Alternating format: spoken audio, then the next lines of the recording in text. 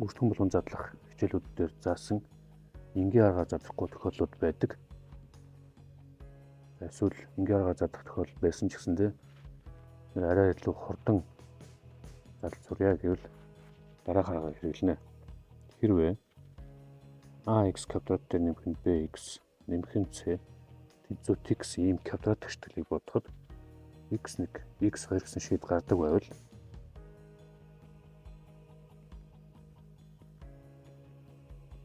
энэ квадрат 3 гишүүнт нь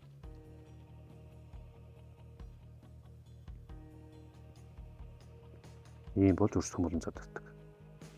За үүнийг ашиглаж хэцүү илэрхийлүүдийг шууд задлж болно. Жишээлх юм бол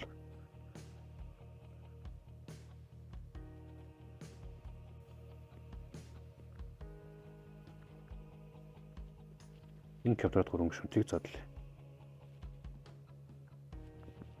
Энэ квадрат 3 гишүүнтийг задлахын тулд энэ тэгштгэлээ тэгтээ тэнцвэрлээд бодно. За энэ тэгтээ тэнцвэрлж бодож байгаа бол зөв өртгөн болгон задлахад ашиглаж байгаа. X1 X2-ыг олгож байгаа. За энийг дискриминантаар нь бодвол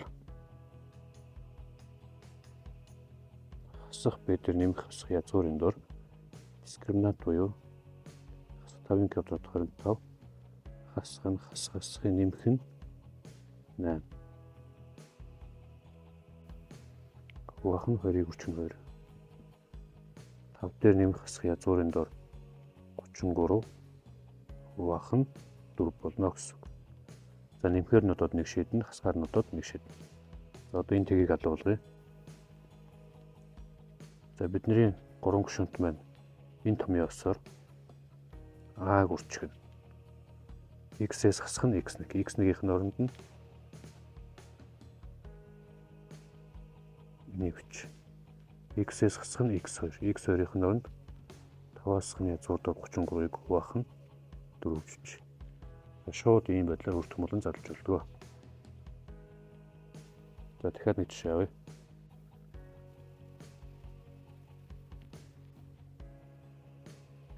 За энэний M квадратын өмнөх коэффициент нь 1 байгаа. Нэгийг үржихнийг задарна. За нэгийг үржих гэж байгаа учраас нэгээ бичихгүй байсан ч бол. За тэгээд M-ээс хасах нь M1 байх хэвээр. Дахиад M-ээс хасах нь M2 байх хэвээр. За тэр M1 болон M2-уудаа одоо бодож байна. Тэгэхийн тулд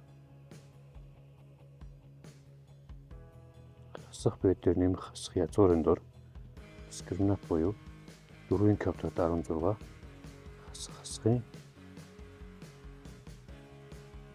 нэмэх 4 бол хуваах нь 2. За хасах 4 дээр нэмэх хасах язгуурын дор 20 болно. Язгуурын дор 20 гэдэг бол 2 язгуурдоо 5-тай тэнцвэр. 2 дугаараа бол ийм бол. За тэгэхээр M1-ийн оронд бол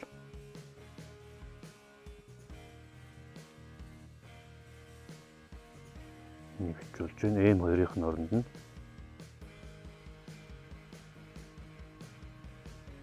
нэвч болно гэсэн үг.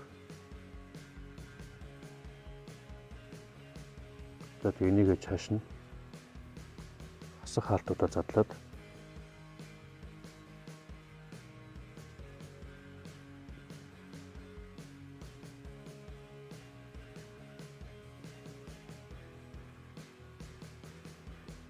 ийм болгоод хүртэх болгон задлж болно.